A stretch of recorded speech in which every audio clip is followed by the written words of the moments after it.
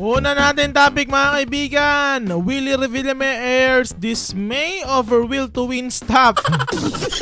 Nahihirapan na ako sa show na to. Ito ay article ng Inquirer.net. Just days after the launch of his new variety show Will to Win, this week lang nagsimula itong hype na show na to. Willie Revillame appealed to the staff of the program to have pity on him, lamenting how he apparently has to assist most of them in doing their jobs. Assistant na pala si Willie.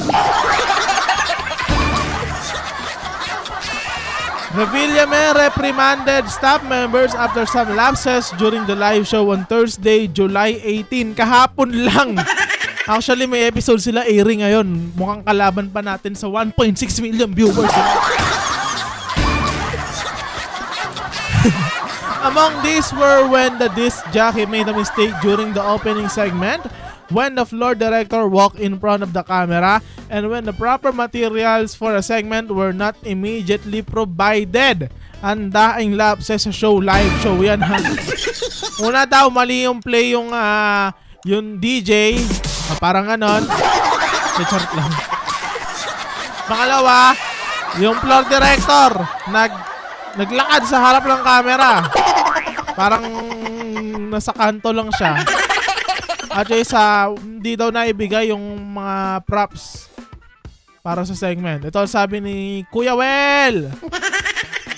Siyempre, yung background music natin kanina, lalagyan din natin yan. Nasaan na yung background music? Ito. Naiintindihan nyo ba ako kung bakit ako nagagalit? Yan po ang problema pag hindi alam ang ginagawa sa show. Ako lahat ang nananagot. Tapos sasabihin nyo, mayabang na naman, binabash nyo ako kasi pinapaganda ko ang programa. Nire-rehearse naman ito ah. Pag nire-rehearse, nagkakamali pa rin kami. Bakit? Gusto ko lang ipaliwanag kasi ako ang nagiging kawawa, arogante at mayabang sa show na ito. Maawa kayo sa akin. Lahat ako ang nag-iisip para sa inyo, ha?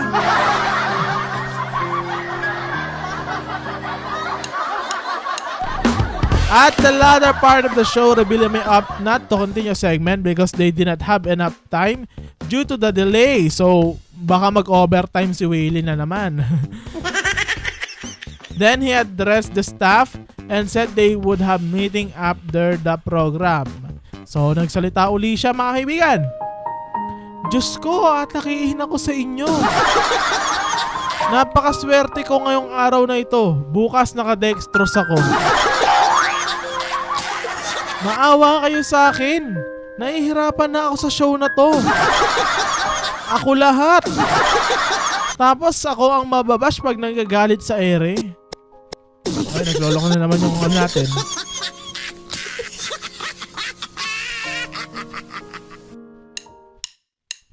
Dahil pinapagalitan yung DJ nito eh. Kulitan na. Eh ako rin yung DJ, di ba? Ano mangyayari?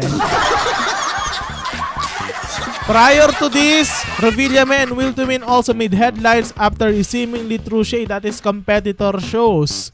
Meron na namang tirada ng Tuesday ata to. The TV host blurted remarks about originality, which coincidentally came after Ding Don Dante's show, Family Feud, shared a tally of the ratings, which beats Will to Win and Going Bulilit. So ito ang sabi niya on air. Ang importante, ang show na to ay original. Iniisip to para sa inyo. Hindi ito binibili sa ibang bansa. Tapos ang puro game siya. Hep hep hooray!